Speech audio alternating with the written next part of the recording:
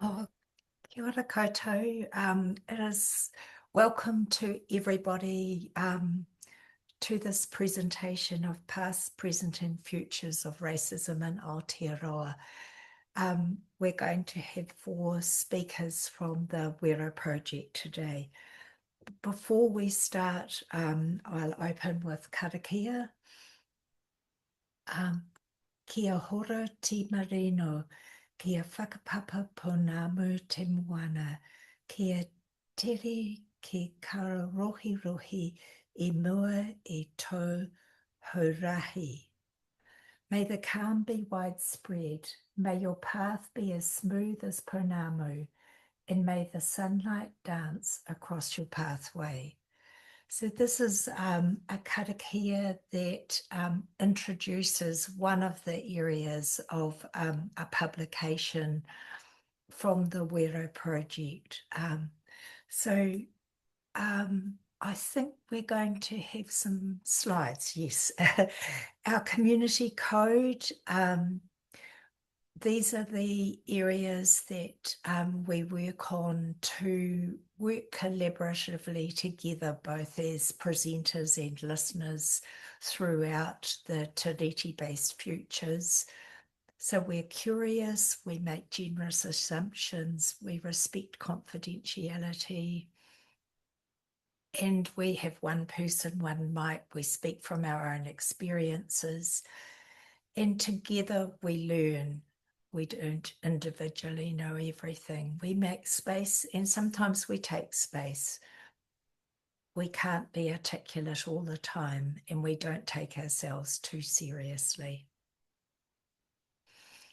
And in terms of accessibility, we have support behind the scenes for accessibility, and you can see here how to access that.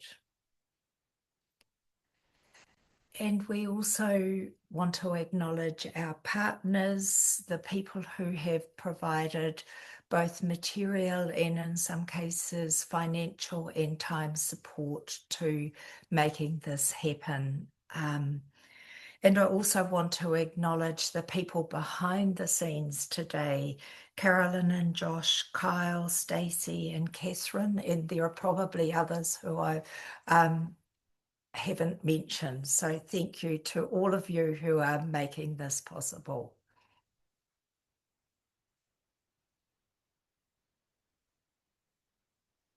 Okay, so here are the...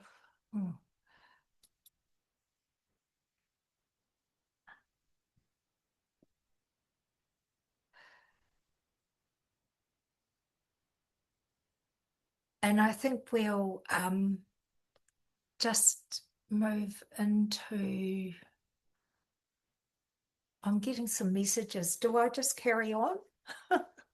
Yeah, I think just move past them. Yeah.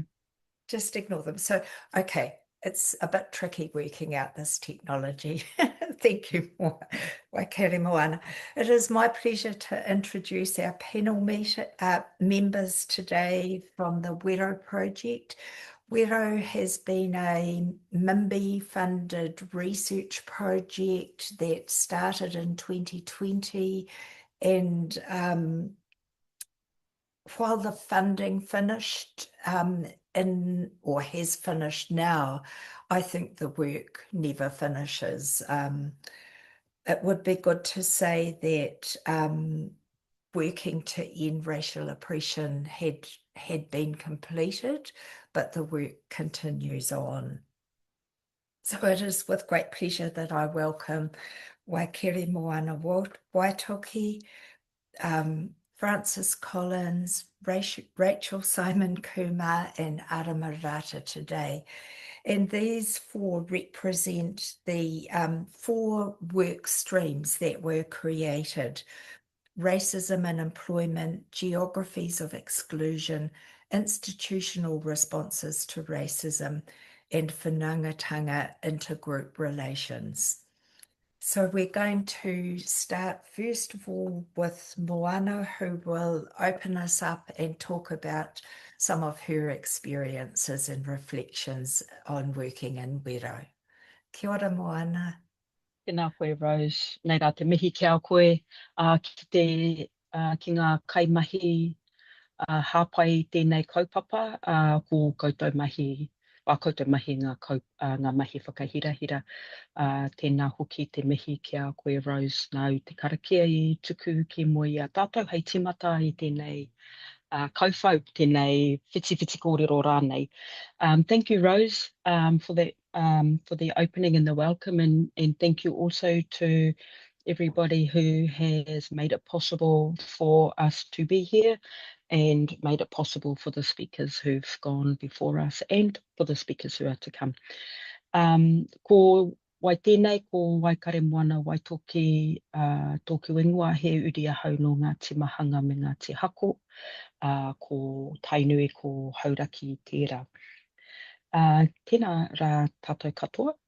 Thank you everyone for giving up your time to listen and be here today, and for those who are online later on, nei rā te mihi. Yeah, so my reflections on this incredible piece of research, and so copious notes and all of those things, and maybe even PowerPoint slides, and what is it that I think is important to share in the time that I have. And what I think initially I do want to highlight is the people who have made this project what it was, what it intended to be, and what it became. And so for those who are here now, there's Francis, Arama, and Rachel as the leads of the themes that you are leading, but just because we are the ones who met on the regular to carry this kaupapa forward for 5 years, and then even prior to that. And then to the really big team, and not often projects have such a big team, but I think it'd be fair to say that we ended up with over 30 researchers. We had our research fellows, and Kyle Tan is here with us today. We had Hemo Pereki. At the moment, the names are going to fall out of my mind, but we had such an incredible team, and everybody carried this kaupapa. And that kaupapa really is to work to end racial oppression, and I will mihi to Arama for her amazing wordsmithing and just her ability to come up with these cool names. And this is a name that has carried, and whittle does mean to challenge, to provoke, to sting. It can be a painful challenge, but it can also be a transformative challenge. And so some of those challenges stayed down and they weren't picked up. And I want to mihi to Matua Tom Roa for his gifting of we have a tongi manuka takoto kawea ake, which is to lay down the challenge. And in this mahi, when the whittle MB was announced, we were going through, at that time at the University of Waikato, a pretty significant challenge. And I want to mihi to Linda Tuhiwai-Smith, because she was part of a rōpū at the University of Waikato with others who became the 7 or the 6, who really landed the University of Waikato as a site of racism. And that instigated a review, and that we're still working through how the university and universities actually across Aotearoa are responding to racism. And so this funding landed when that was happening, and it just seemed really pertinent and relevant, because 5 years later and all the way through, we know that these systems of racism and these structures of racism are so embedded and so difficult to change. But what we know is that all of the bulk and the majority of the anti-racism work is being done in community. And what also happened at the same time, that same year, in our first year, was COVID. And so we saw structurally We saw physically, we saw across all our institutions and the health of our people and the effect of the lockdown, how embedded racism is and what was needed to be anti-racist. And so for our people to survive, that's where community was working. And so where I'm getting to with this is that while we were in these institutions and it was a well-funded research project, we were needing to and having to, and I guess ethically needed to respond to the everyday racisms that were impacting on our communities and our people in our workplaces and then around the world. And so it was really a dull day, and Arama and I would message each other and say, like always working. And the insights that a project of this magnitude brought was that we could be in our working institutions and we could work on this project, but at the same time really work for community. And I think that was one of my the things that I really valued about being on this project is that I could divert and shift and we could change our deliverables depending on what was happening at the time. And so Te Whatu Ora, the Māori Health Authority, was announced the year that we met as a team, and we were planning our research roadmap, how we were going to work for the next few years. So Te Whatu Ora came through, and then within a few years that was disestablished. And so we then turned our lens to, well, how are we going to respond to that? We also dealt with the racism, and so within really a week of this project being announced, we had to respond to emails and letters and comments from people who felt that this was a complete and total waste of taxpayers' money. And then, as we've seen over the years, the Taxpayers Union has been incredibly harmful and vocal about the type of research that is being funded. And as we now know, a lot of the social sciences and the research that, like this project, would not be funded now. So a lot of that funding that could do that anti-racist work has been defunded. And so it's never really a dull day, and as I said, and then we also were responding to the Treaty Principles Bill, the Pai Ora submissions, why claims, and I guess for me, research should be transformative, and it has to be transformative for those who you are working with, but it should also be transformative for the researchers. Working as a team of this number did come with its challenges, and one of the key challenges, I think, is that when you are a wahine, when you're female, when you are brown, you do experience a level of racism and misogyny that's not targeted towards others. And so surviving in this type of environment was part of being able to draw on others. The particular, just like buzz me when I'm running out of time, Rose. The particular, so I'll leave the rest of the team to talk to their themes. I'm really wanting to cover the sort of the overall things that kept coming down through either through the emails or through society or through the news or through the socials. And now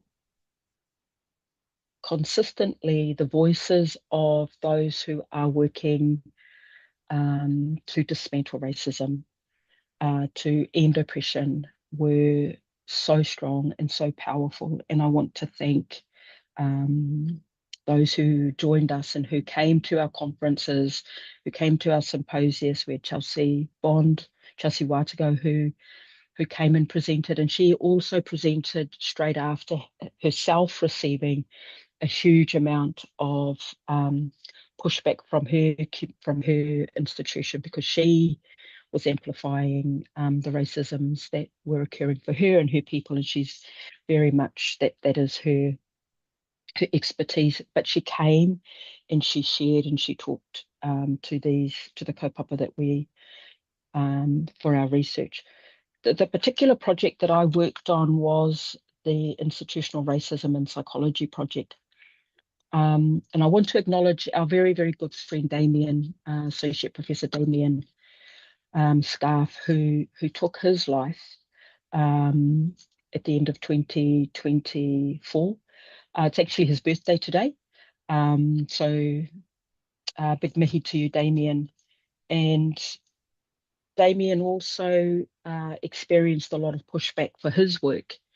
And the Institutional Psychology, Racism and Psychology project that he worked with me on was a pushback to racism that one of his tauira had experienced. And what he said was, what was told to him was that his activism was actually career suicide, and that he should take his life a few years later. Really does highlight just how this work can impact in ways that we don't always realise. And so that project, even though, thank you, Rose, for that, for the tongi, for the karakia, because that was mine and Kyle's work and a few others, and Damien and Ottilie and Joanna and Logan. That was to highlight the racism in psychology. And what psychology does really well is to obfuscate or really invisibilize racism, and they kind of like make it about something else when in fact it is a structural system. And when the Whittle report in racism, 1 minute, 30 seconds, done. When that report was released, that promoted a fairly vitriolic backlash, and that backlash centered on the fear of what anti-racism can do, and the fear of what happens when you decenter whiteness, and the fear that Māori don't deserve a place, or that we aren't able to offer alternatives. And so that was endemic across the work that we did, and I really wanted to mention that report and the effect of that report, because it's an ongoing tension for us. So that's my thumbs up, and I will pass it to Frances now. Thank you, Rose. Yeah, kia ora, thank you, Waikaremoana. Frances, you're ready to go? Kia ora Rose, kia ora Moana. Tēnā koutou, nera te mihi kia atu kia koutou katoa. Ko e rāna te whakapaparanga mai, ko owairaka te whenua tupu. He aorangi aho I waipapa tomatorau, ko Francis Collins toko whenua. Nō reira, tēnā koutou katoa. Greetings everyone, greetings to my colleagues here in Whittle in particular, but also Rose and the organisers of this amazing symposium work that's been happening for a number of years. My name is Francis Collins. As I mentioned there in my Pākehā, my connections are to Ireland, mainly from people who came to Aotearoa in the mid to late 19th century. Here in this space, talking alongside some amazing scholars, Waikaremoana, Arama, Rachel, but also the wider group of the Whittle researchers who, like Moana, I just want to acknowledge, the breadth of work, the breadth of expertise and insights that came together in Whittle.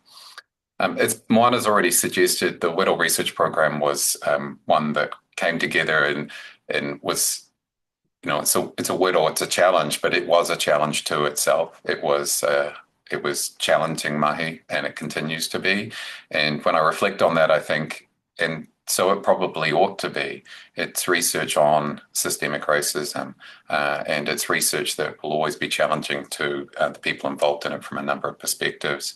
I think for me, I'm always very conscious of my position within the Whittle leadership team, but also within the wider Whittle team as well. As a Pākehā male, I come to this project and, constantly challenged with the need for humility, recognizing that I don't experience the deleterious effects of systemic or interpersonal racism.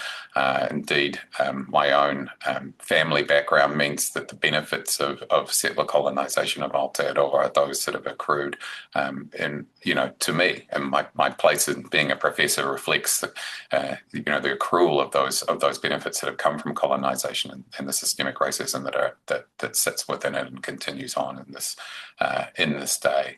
So I always have the sense that we need a person like myself needs to recognise that and think about how I act within the project of this kind.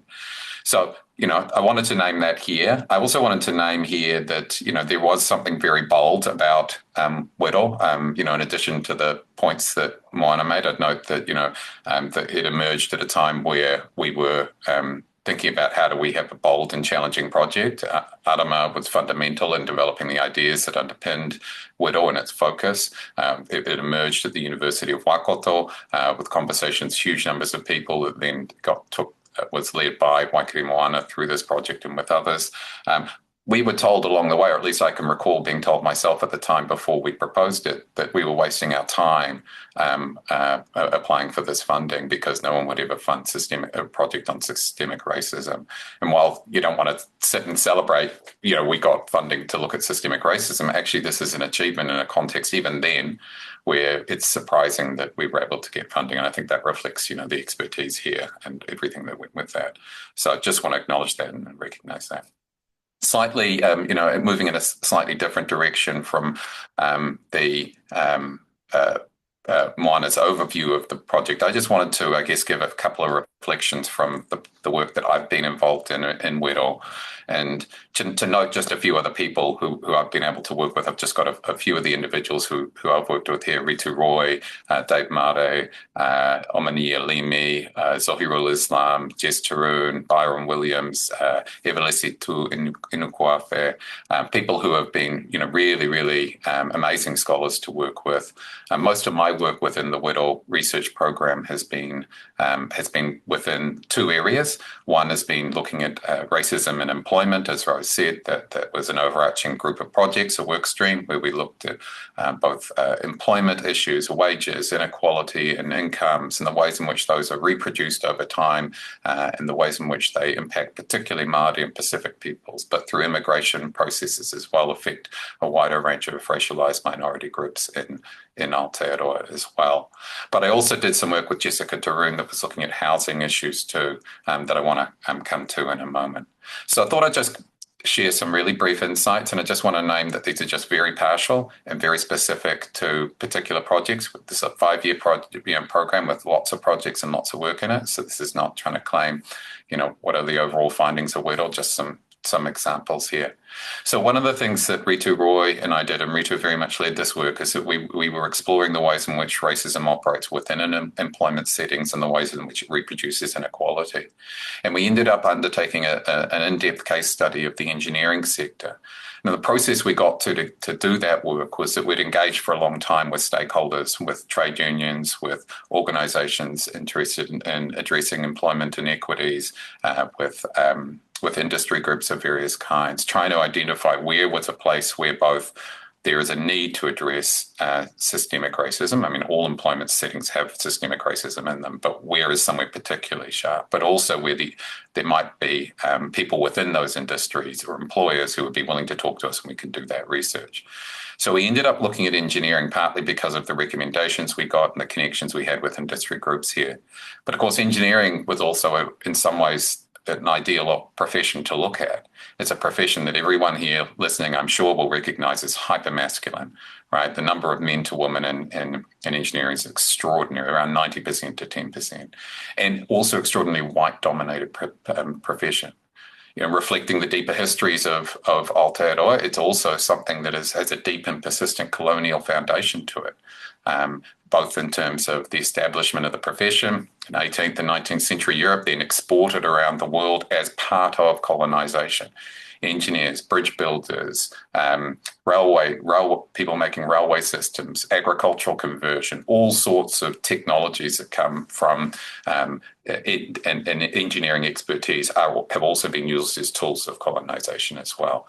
So there's something really significant there. But of course, any of you who have watched the Hakapati documentary or recognise that racism and colonialism continue to perpetuate, not just in that incident from the 1970s, but indeed in how it's recounted by people who are involved in it, who still see those, the racist acts that were undertaken by students at this university as being just ordinary. So, there's something really palpable and powerful at looking at engineering as an occupation. What did we do? Well, we interviewed engineers and we interviewed people who worked in firms, so managers, HR directors, recruiters, industry group organizations, and things like that. What we found in doing that was that while the engineering sector has emphasized initiatives around diversity, equity, and inclusion, it's actually occurred in a way in which not only has there not been big shifts in the number of engineers from Māori and Pacific backgrounds, or women for that matter, but in actual fact, we've seen a kind of a differential racialization of different engineers. Some big firms want to recruit Māori engineers because they see some cultural symbolic value to that, or because they want relationships with iwi organisations, or they need it for government contracts. But many of those same engineers, particularly Māori engineers, are then put into cultural roles that diminish their technical skills and their career aspirations. And obviously, the consequence of that is people don't have good career progression. The same thing, we looked over and we interviewed people from immigrant backgrounds, and I mean here racialised minority immigrant backgrounds rather than, say, people from the UK, who might have years and years, if not decades of experience, but would be positioned as graduate engineers, while the same didn't happen for white immigrant engineers into the New Zealand context. So there's this kind of constant process of differential racialisation that shapes the workforces in the engineering sector.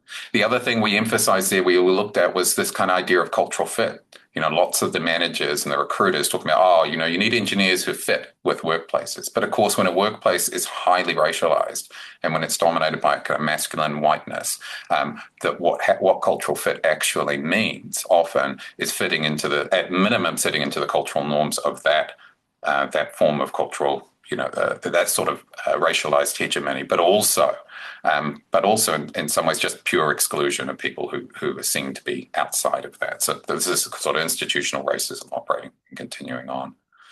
The other, just very briefly, project, because I know I need to keep time for my colleagues, Rachel and Arama here, just want to briefly mention about work that Jessica Tarun led, that I worked with her on racism and housing, and particularly the private rental sector. So again, acknowledge everyone here would recognise that housing in Aotearoa is a site where precarity is really entrenched, but also racialised precarity is entrenched. And again, note that it's particularly Māori and Pacific who are exposed to the worst kinds of housing and housing discrimination, but also to differing degrees racialised minorities as well. We did two things. We undertook a survey in 7 neighbourhoods in Auckland, Hamilton and Christchurch, a range of different kinds of economic backgrounds of those neighbourhoods, and we did interviews with property managers and housing providers. Now, it won't surprise anyone here that when we did that survey and we asked about discrimination in housing, that there was quite extensive experiences of discrimination amongst people who responded to the survey. And that was not only in them indicating they'd experienced it, but also writing quite detailed accounts in the spaces we provided in the survey as well. When we talk to property managers, so those people who are gatekeepers, who are power brokers, hold the access to the resource of housing, they would deny that there was any discrimination in the housing sector and rental allocation. And in fact, even when we showed them results, quantitative results from a survey to say otherwise, they would say that people don't know what they're talking about and there's no discrimination in the sector. So we describe that as plausible deniability. This is a context where people who are in powerful positions can deny that racism exists as a way of perpetuating the effects of racism. And that can happen through saying that, there's an ideal tenant and we need to look out for the ideal tenant, or we need to reduce risk and use ideas of family size, gender, language, behaviour, clothing as excuses to say that people who are making decisions know who is an ideal tenant. These are coded forms of racism that perpetuate what happens. But of course, in some ways, they're cultural gaslighting as well, given that, at least indirectly, given that how many of our survey respondents identified those experiences of discrimination. What this also tells us, if we think about change, transformation, is that on the one hand, we could say, oh, let's expand the definitions of discrimination because they're quite narrow in some ways within Residential Tenancy Act and within the human rights legislation as well. Or if they're not narrow, they're hard for people to make claims about in the context of access to housing. Well, we can do that. But actually, the reality is that a lot of the ways in which racism operates within housing is to support and buttress the ways in which housing has become a financialized asset class, right? One where the focus is profit, not on providing housing and in a kind of need-based way, in the ways in which housing is provided for different lots of for communities of all kind. But I mean, recognizing where that need is most is a kind of more transformative question about housing. And it's the same sort of thing we'd say about employment as well. We can have DEI and we can have training, and that's great, that's fine, but that's not enough. Right, you've actually got to look at structural transformations that are perhaps in the sector, but also beyond the sector as well. And I guess I'd finish by just reflecting that, Rose said at the beginning that the mahi is never done, the work's never done in something like whenua. Of course, it's racial oppression. We didn't end it, and we never, that's not a thing that we can do in the scope a project could ever do.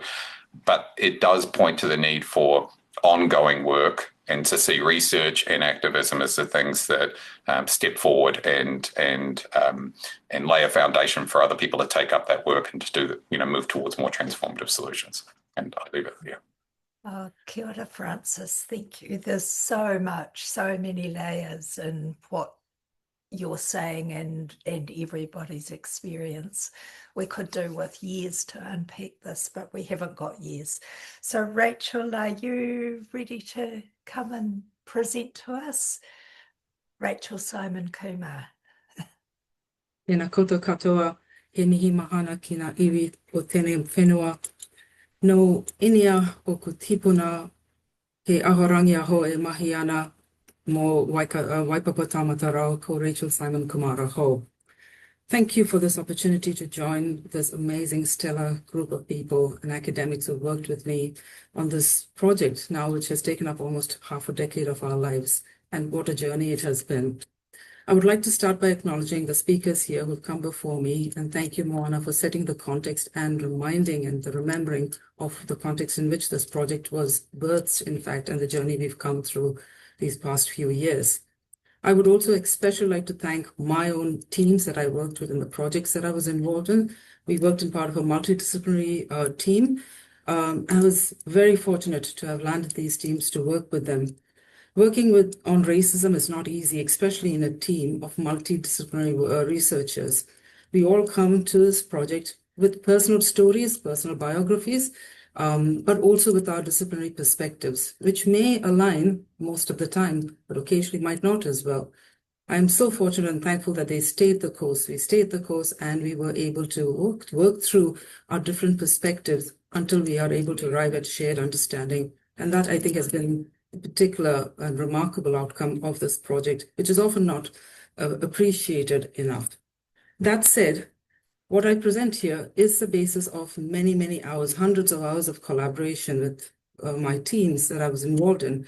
But that said, what I present here is also something that I take responsibility for, because these are my interpretations and my comments are built on my inferences from the findings of this projects that I was involved in. So in our abstract, which we submitted to this conference, for those of you who have read them or remember them, we noted that racism is continually evolving in response to emergent contexts, and that there's been a surge of newer forms of racism, prejudice, and bias between and among diverse groups, creating new lines of divisiveness and marginalization in our society. And for this talk, this is what I will be picking up on. Let me just share this. I'm hoping that you can see the slide. Yes.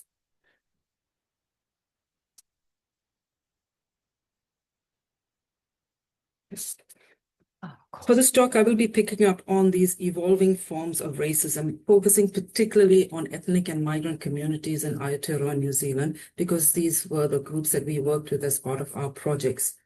And drawing on these projects, I'd like to reflect on two concepts that framed and drove these projects. These are racialization and relationality. So the first project was called Environmental Racism and Racialization. And I acknowledge my colleagues who worked on this and led the project. I was just part of the team. The project focused on inner city, Tāngata, CBD, Auckland, and looked at ethnic and minority concentrated neighborhoods in particular.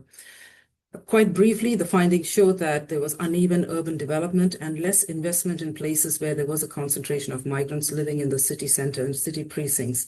Migrants lived in the less desirable parts of the city, and they experienced isolation, had exposure to poorer quality and noise pollution, and they also had particular concerns about safety living in these spaces.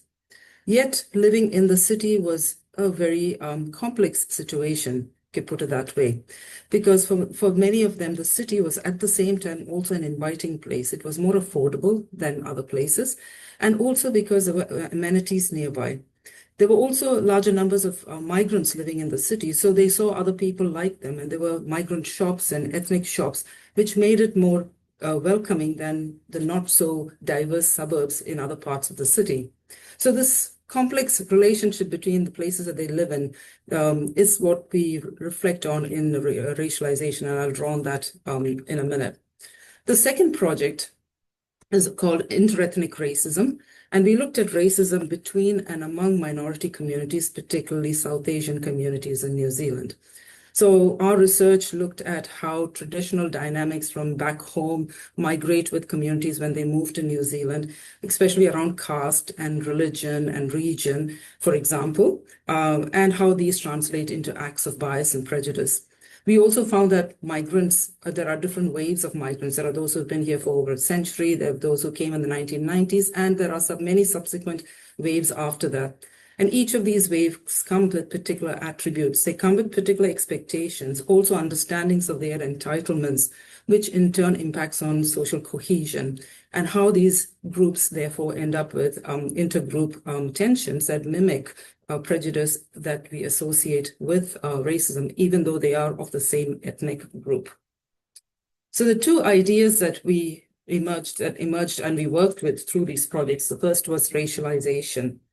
As a term, we didn't construct it. This term has existed for quite a long time, and it has its own spotted history, which is not what I will go into here.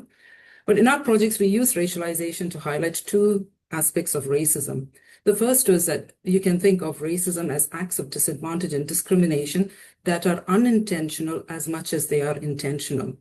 Typically, when we think about racism, we think about overt, malicious, and deliberate acts. However, we also know that there are many unintentional, subjective, and incidental outcomes that disadvantage particular groups of people.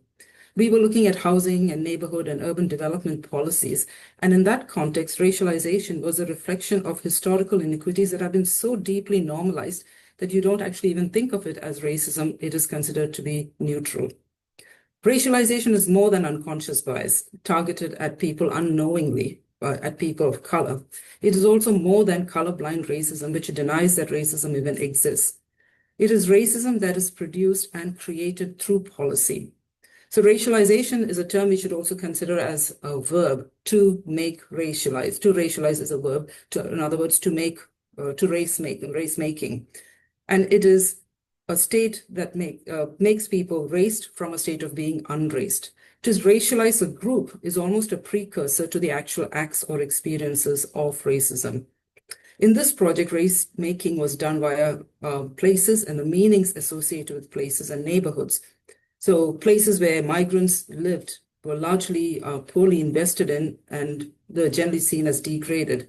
This in turn degrades the people who are living there and associated with those places. If a place is dirty, by association, so are the people who live there. The race making of the place also therefore translates into the people who live there, not only when they live there, but also it follows them when they leave those places. A second concept that we looked at was relationality. Conventionally, when we talk about racism, the assumed reference is to a binary between two groups that are in antagonism. So there's a majority group and a minority group, and that largely equates to white and non-white. And in this binary, the majority is superior to the minority, which is considered or constructed as inferior. And in this binary, what we assume is that we are making this assumption that we are dealing with fixed and essentialized categories that are historically salient, have had historical legacies of continuing racism and acts of injustice. We also now have honed in and developed racism ideas a little bit more within minority groups with concepts of with intersectionality, that within the category of minorities, there are variations among them, so that even though minority is prefixed to some extent, there are differences among minorities depending on certain attributes that they have. In previous research that I've done, for instance, we've looked at white passing or fairness of skin and the advantages that people of minority groups have simply because they are fair-skinned, and the same advantages you could have if you are of high income. So in other words, racism is not equally distributed even among minorities. Relationality extends this idea of racism a little bit further. And what we look at in relationality is not to presume any kind of essential or prefixed identities, such as majority, minority, but rather that categories and identities are evolved and evoked through relationships because groups are in particular times of the space. Let me give an example. So in our research on interethnic racism, we had Indians and we have Indo-Fijians. Now, the concept or category Indo-Fijians are not known in India because Indo-Fijians did not exist as a group in India. I've got 1 minute. 1 minute. Did not exist in India, but they have in encounters come here. And here, once they've encountered each other, there are antagonisms and there's almost retrofitting of the criteria for the biases between them. So what do the concepts of relationality, and this is the last slide I have, Rose, what are the relevance of these concepts for understanding racial injustice? What does it tell us? To some extent, these are post-race concepts in that they fall out of the conventional notions of binaries and understanding of bodies and conventional histories. Instead, we have to factor in histories from other places into New Zealand's present and also into New Zealand's future. In all of this, when we normally think of conventional ideas, we reference white racism or white colonial histories. But what happens and how do you think about racism when those white histories are not the reference point for minority groups? We must also remember that migrants in New Zealand come in various shapes and forms. They are affluent, they are not affluent. They are well established, they are recently arrived. They are educated, they are not educated. They are citizen, they are not citizen. They live here and belong here, but they also live and belong in other places at the same time and have loyalties in other places.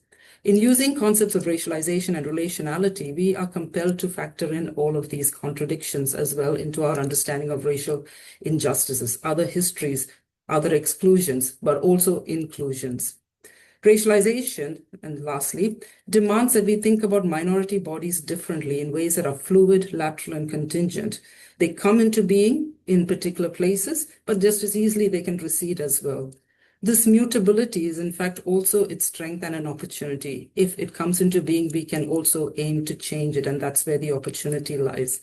But what we have to keep thinking about is what happens to the lingering afterlife of racism beyond race if it's not the body as much as the space, that the body that occupies a space that matters more. What are the conditions that create those spaces? And that is where we need to turn our attention to in future studies of racism.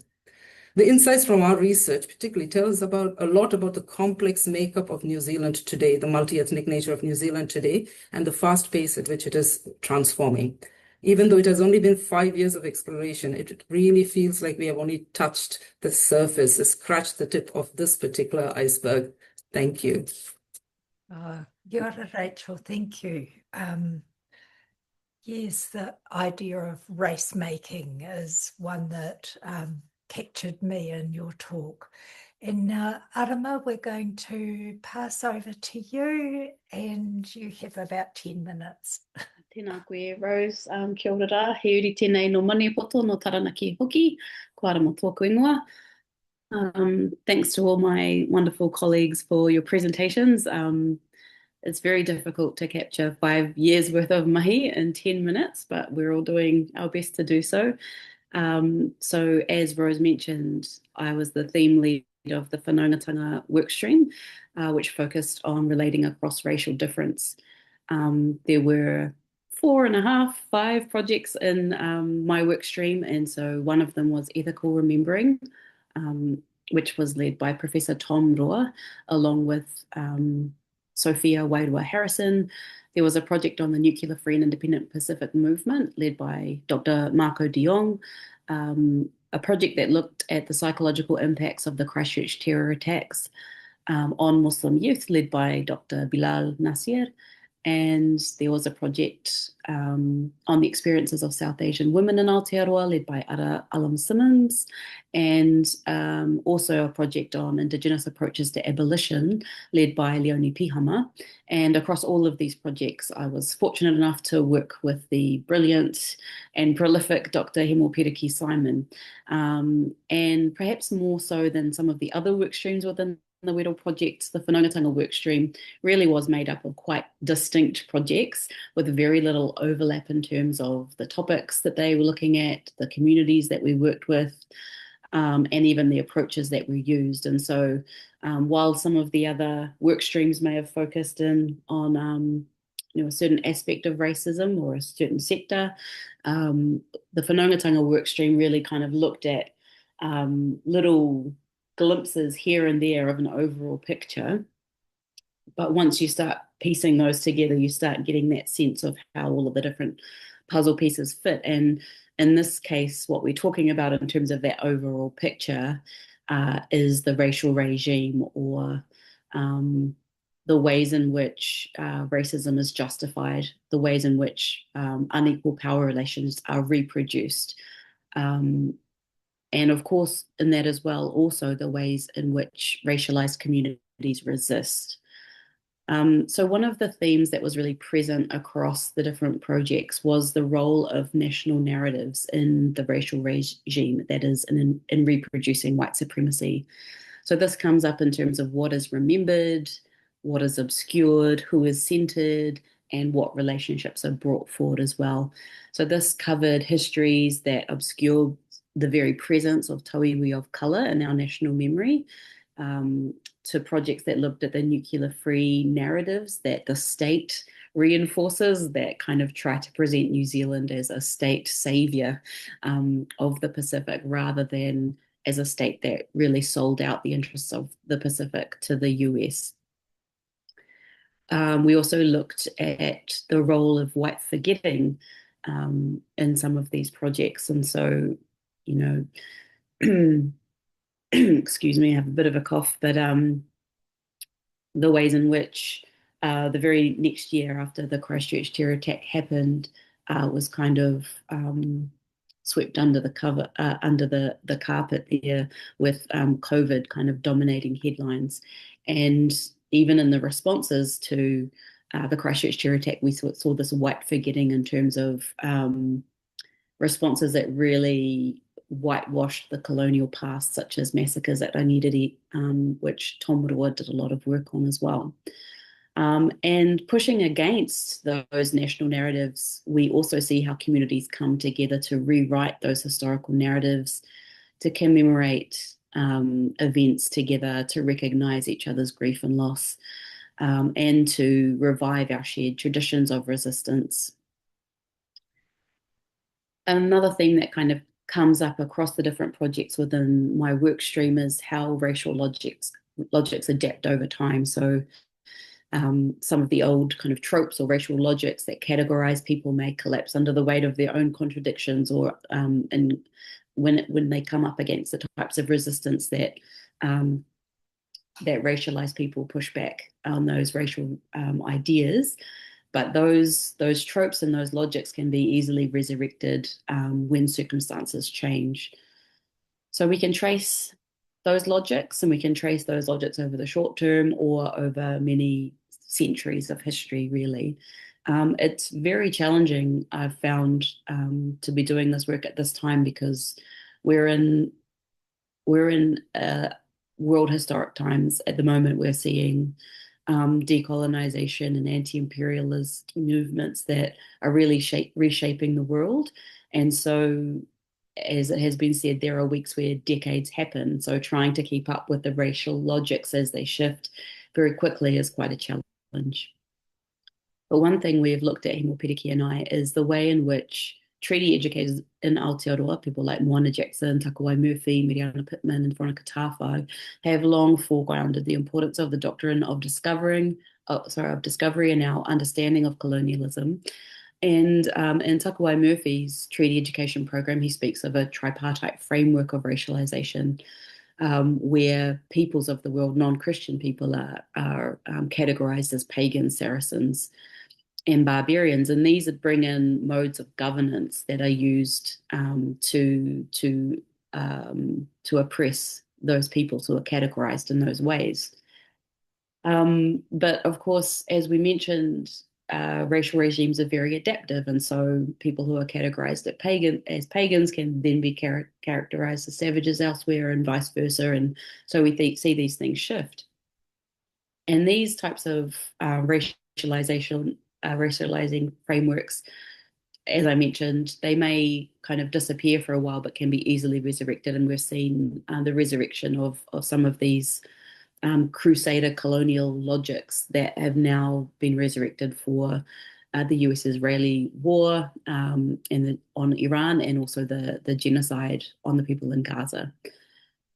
And so another key finding that we looked at is how resistance to colonialism and imperialism is historicized. And by that I mean that it is subjected to a process of historicization that presents resistance movements as completed projects that belong to the past, and that are disconnected from the modes of governance that exist in the present.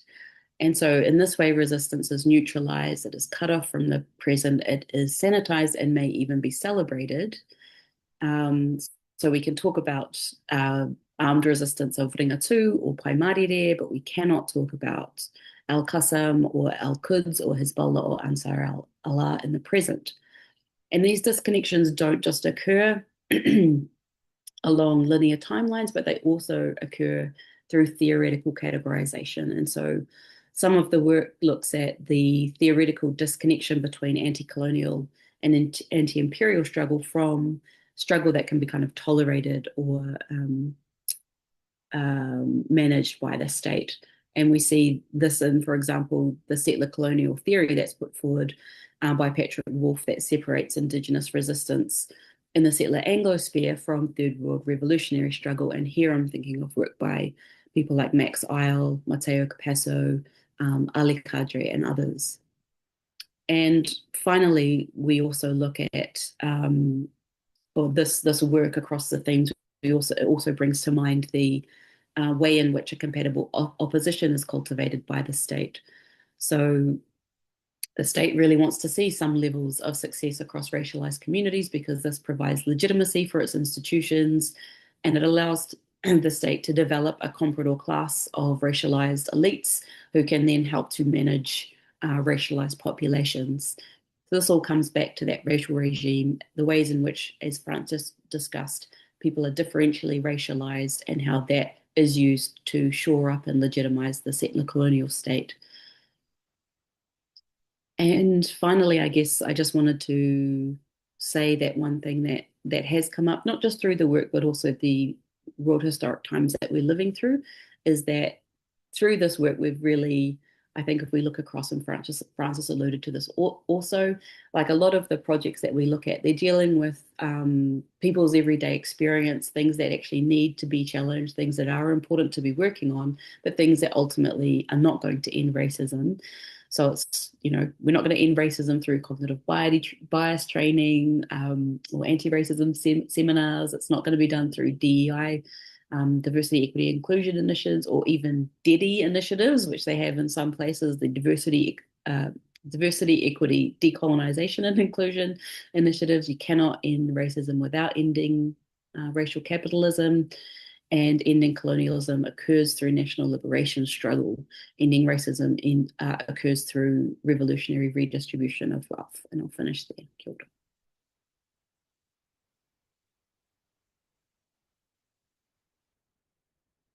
Oh, kia ora, Arama. You warned us that you'd be challenging, and you are. Those are certainly very challenging pātai and, or not pātai, they're weirdo challenges, actually, to end structural racism, and all the workshops in the world will not necessarily change some of these processes. Okay, we have, thank you all for your contributions. I have one question. We're getting quite short on time, but the question, and it's for everyone, is how do we convey the advantages of Mataranga Māori and Te Ao Māori to colourblind institutions in order to avoid the entrenched tokenism and assumed superiority? It has a few layers, that question, so I'm going to throw it open to any of you that wish to tackle it. Can you say that again, Rose, please? Sorry? Can you say the question again, please? Yeah, it's a bit of a long one. How do we convey the advantages of Mataranga Māori and Te Ao Māori to colourblind institutions in order to avoid the entrenched tokenism and assumed superiority? Oh, what a big question. And I think it would, yeah, it's a great question for all of us to have a go at.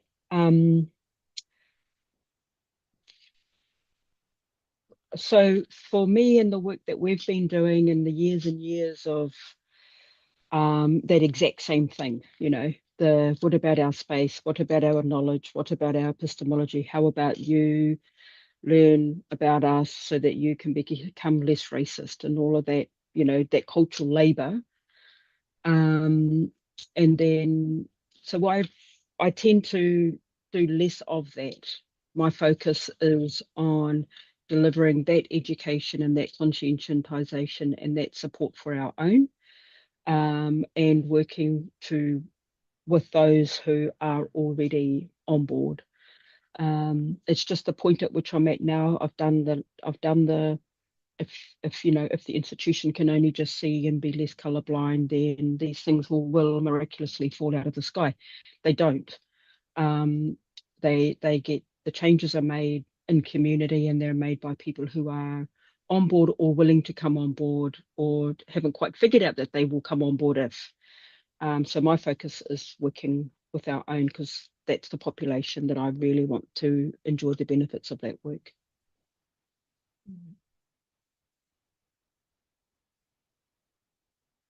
I'm happy to give it a go. I'm reminded of one of the participants in the project on interethnic racism that we had spoken to, who has been in New Zealand for over 30 years. And we asked this question: what do you do when there are these tensions between migrants who've just come in recently and those who've been here longer? And the response was that the only way we can have social cohesion in this country is through the Tiriti. So the groups who come in should understand what it stands for, and almost a kind of humility through recognition of what it means in their lives, rather than thinking of migration as just me, myself. And we call it, in our study, we call it the extractive migrant, for themselves alone. So I think in the context of the studies that I've been involved in, the Tiriti is quite pivotal.